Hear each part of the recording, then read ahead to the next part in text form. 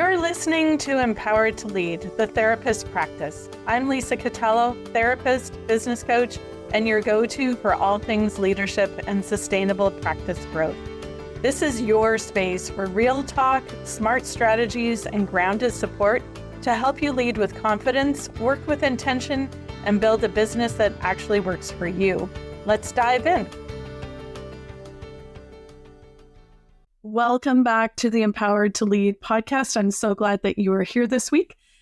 Today, I'm talking with Michelle Waters, and she has a small group practice in the Vancouver, BC area.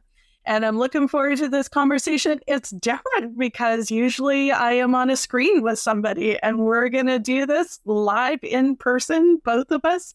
And so I think even more just a conversation between Michelle and I. And one of the things we're going to talk about is what it's like to have a small group practice and some of the things some of the learning curves and how that translates into who Michelle is as a group practice owner.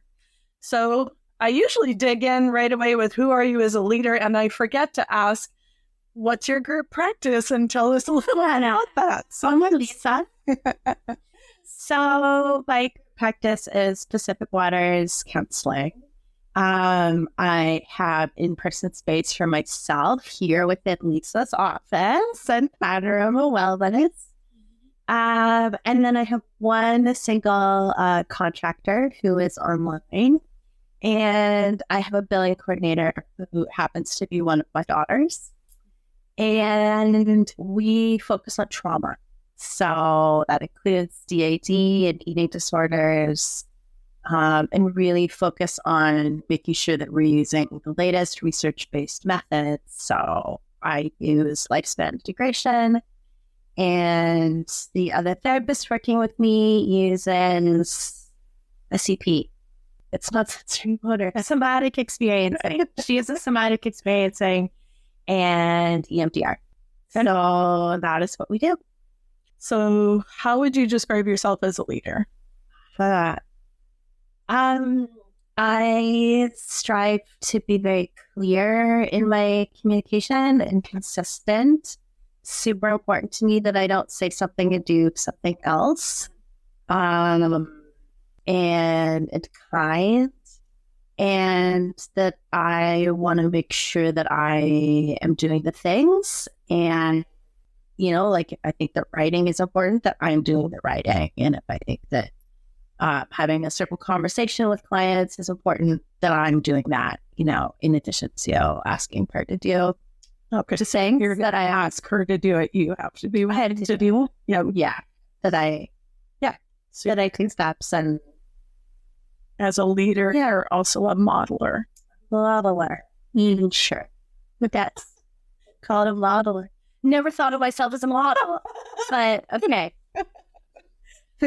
Just not the right way. No model. Last time I did that. But like authentic and conscientious and okay. Yeah.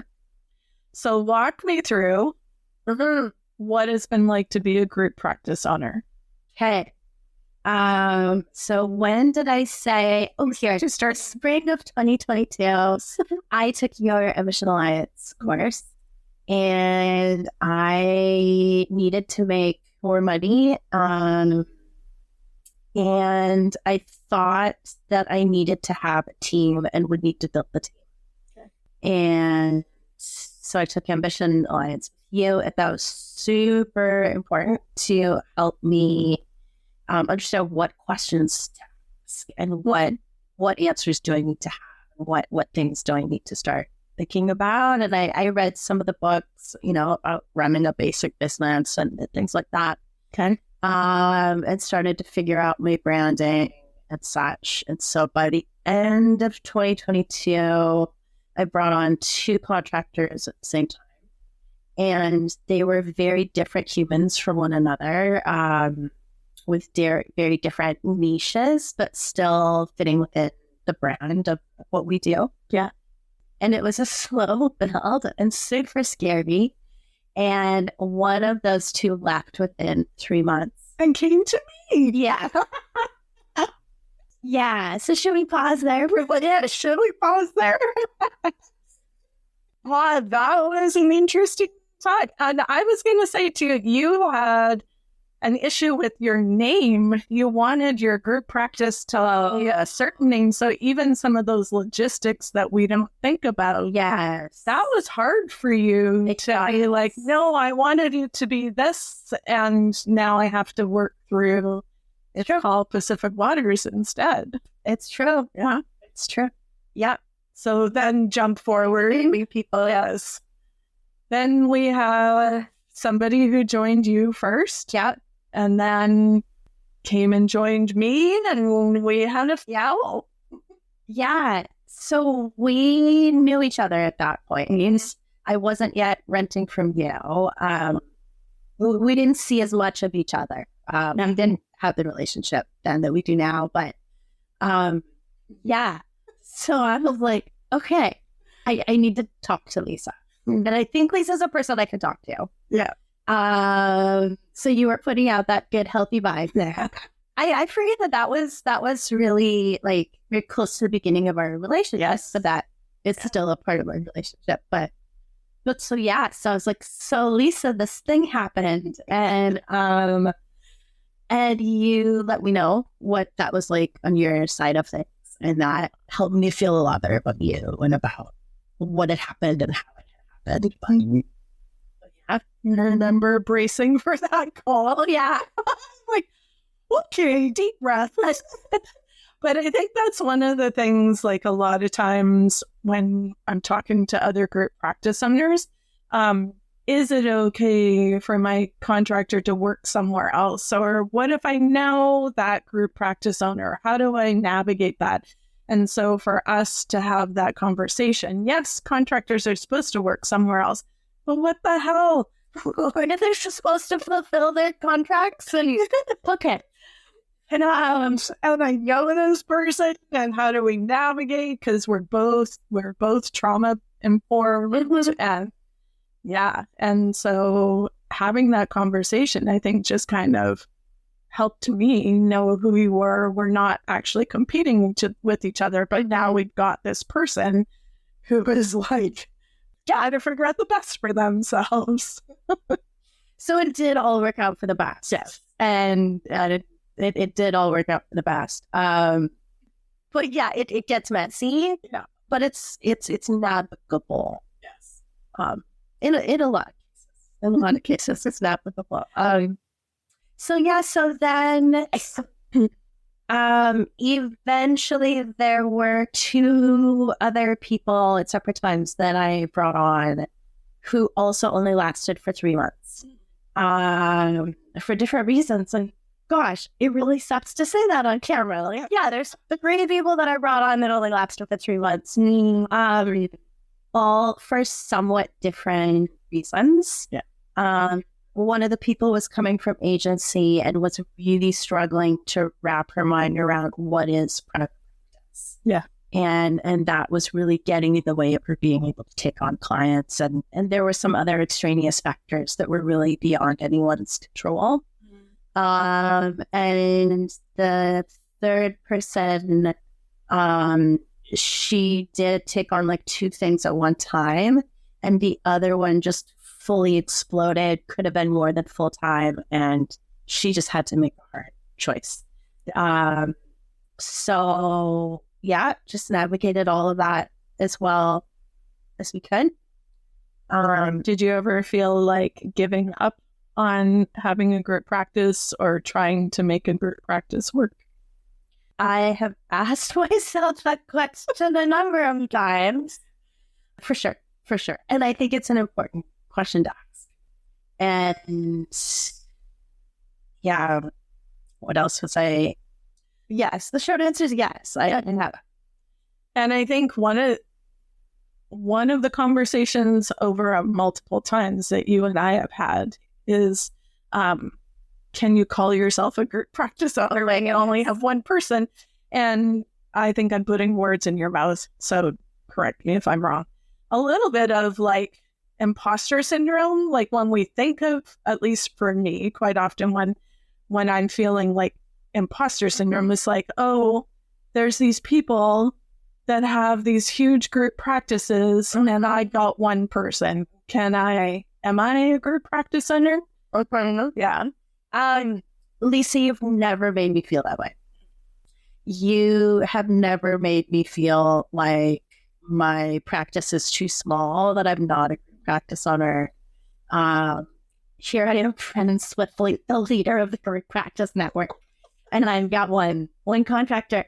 And I think that's huge in me having my identity as a group practice owner. Like, we have our own self-concept from how we are reflected and mirrored from those around us. That is how that is shaped.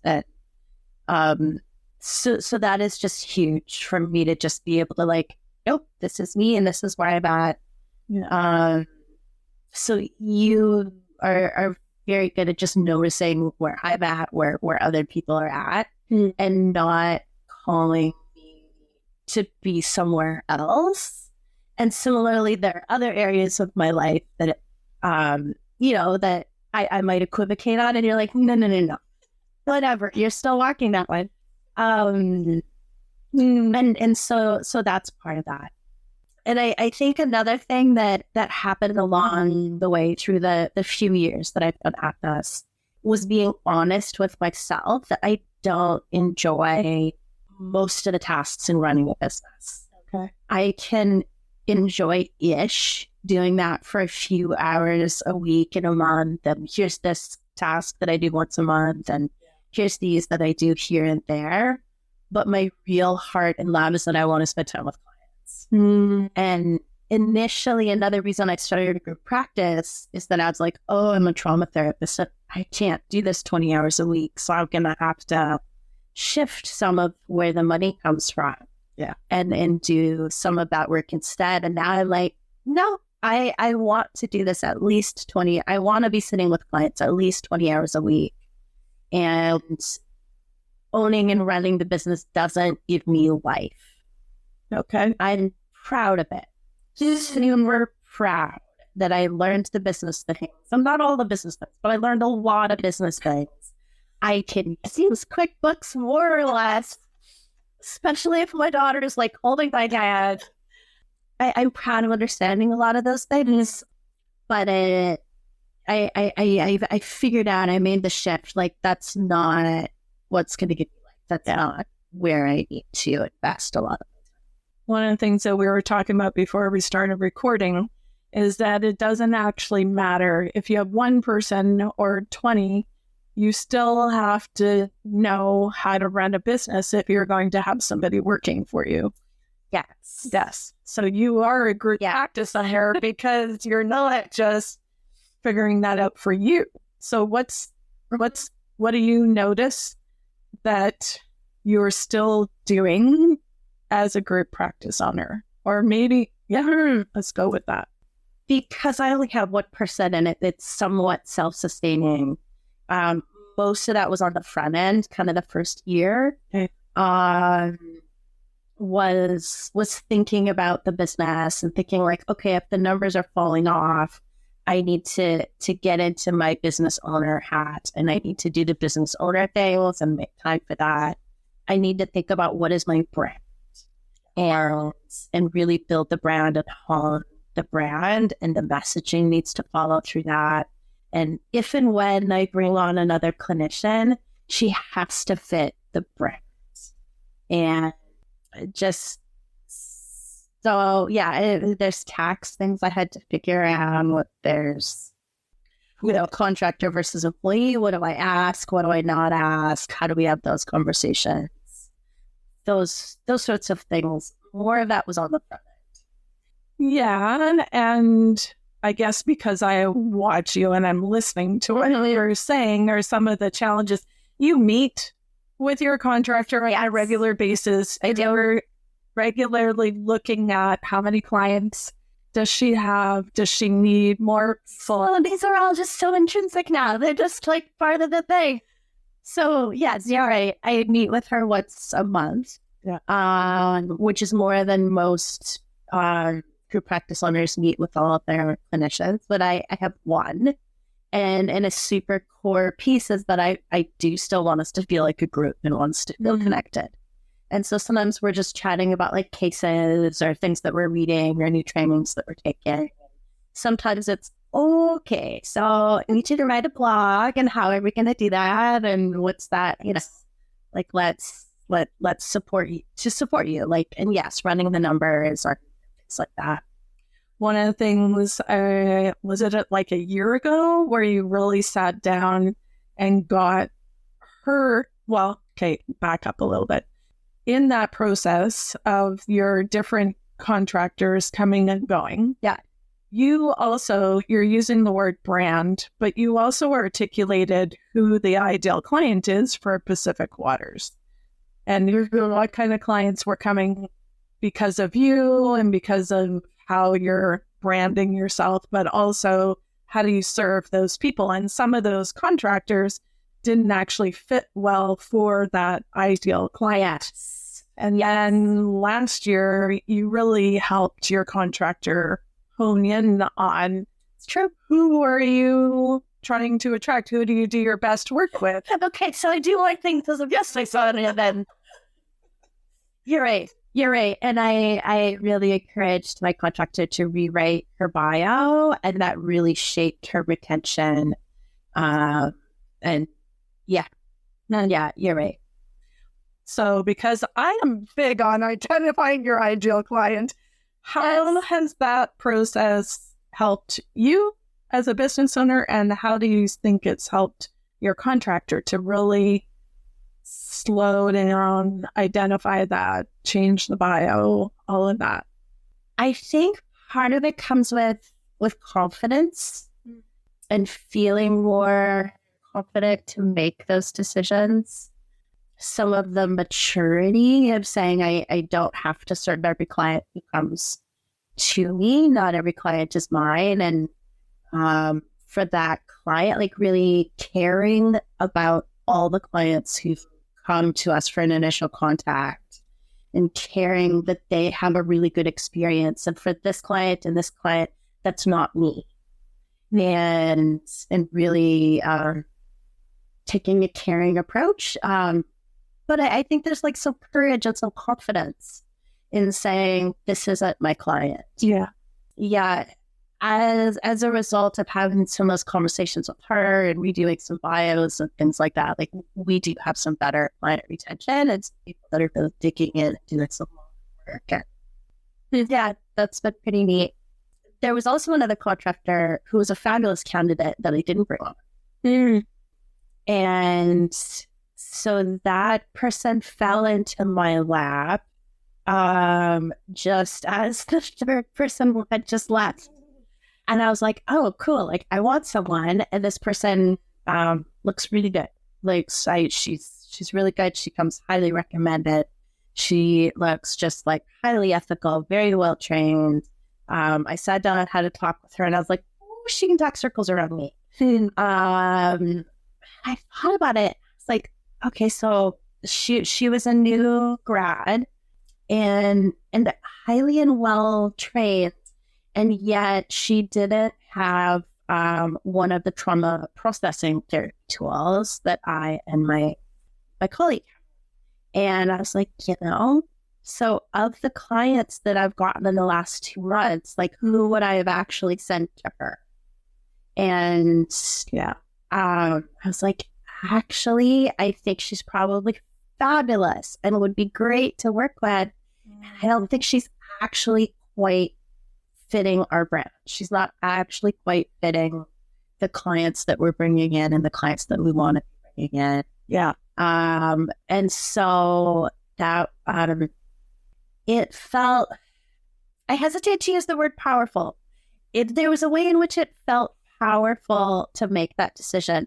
I hesitate to use the word powerful because she's a dear human. And so I don't want there to be like some power in saying no to some dear human. So this podcast is the empowered leader. It's the empowered leader. Empowered rather than power.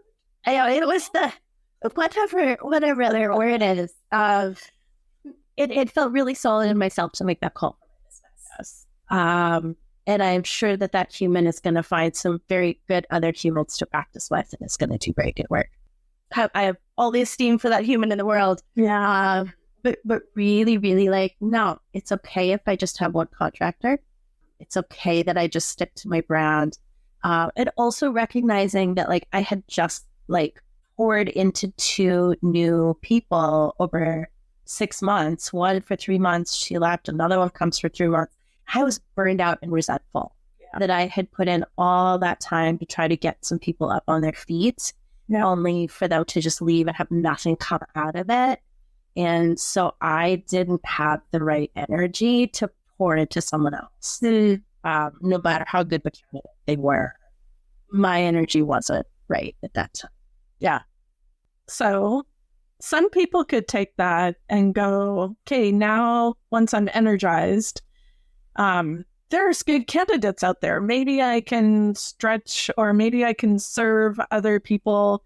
Almost one of the ways, the terms that I would use is like shiny object syndrome. Oh, yeah. Right? Like, ooh, that person sounds really good. Maybe I can just bring them on and I can stretch myself. Oh, they do couples, and we don't do couples. I just expanded my practice. And what's helped you stick to, no, I actually want to be small.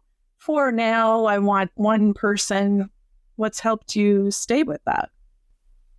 Just, I don't know, Lisa. I don't know. Just be focused. And maybe the remembrance of the resentment and the energy that it takes. I don't know. Just being clear about like, this is where, just being clear about my focus.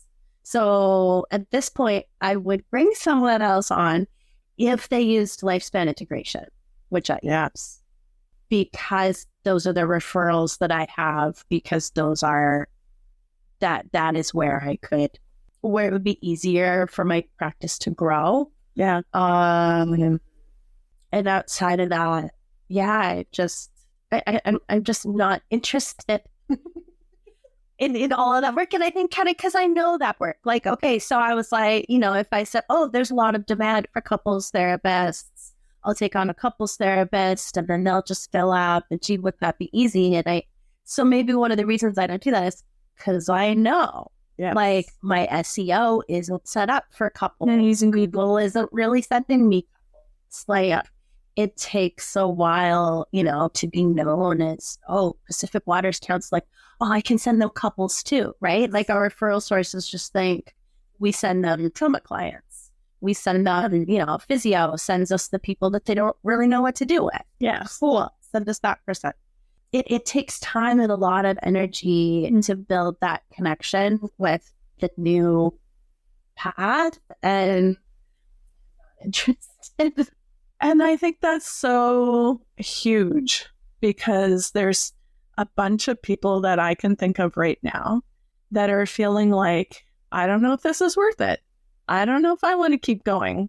And so even just to identify, what do I love doing? How much of this do I actually want to do? Do I want to learn how to attract couples when I really only work with individuals? Do I want to build new referral sources? And some of us are like, yeah, let's go. Let's get us happen. Cool, great. Not off that business. And no, it's because we have therapists who need to work for you. Yeah. And they're very happy for you to do that work. And there are clients that will be served, and cool. But that doesn't have to be me. It's not me. It's not me. Yeah. And that's okay. I'm enthused about other things. Yeah. I am so glad that you joined me on here. Thank you. And shared some of your story. I think that it's going to help a bunch of people that are wondering, can I call myself a group practice owner if I only have one person? Is it okay to downsize or to stay small?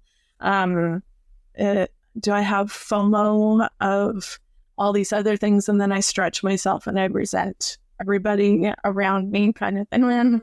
So know your strengths, know what your goals are, know who your ideal client is, have difficult conversations, and you are still a group practice owner. Thank you, Lisa. And so Michelle is Pacific Waters Counselling in Surrey, in this office, and is working hard at a bunch of different things with different facets. You've got different goals and seeing a bunch of shit happen in your life. And so, yeah, thank you for joining us. Thank you, Lisa. And I hope you'll come back and listen in next week. We'll follow up a little bit on what does it mean to call yourself a group practice owner? And how do you stick to those ideals and those values that you have? Have a great week. Thanks for hanging out with me on Empowered to Lead, the therapist practice. I hope you're walking away with something that you can put into action, because leadership isn't about doing more, it's about leading with purpose. If you're ready for deeper support, I'd love to see you inside the Group Practice Connection, my monthly membership where Canadian therapists like you get coaching, community, and the tools to build a business that actually supports your life. You can check it out at grouppracticenetwork.ca. The link's in the show notes. And hey, don't forget to hit follow so you don't miss what's coming next. We're building something great here, and I'm so glad you're a part of it.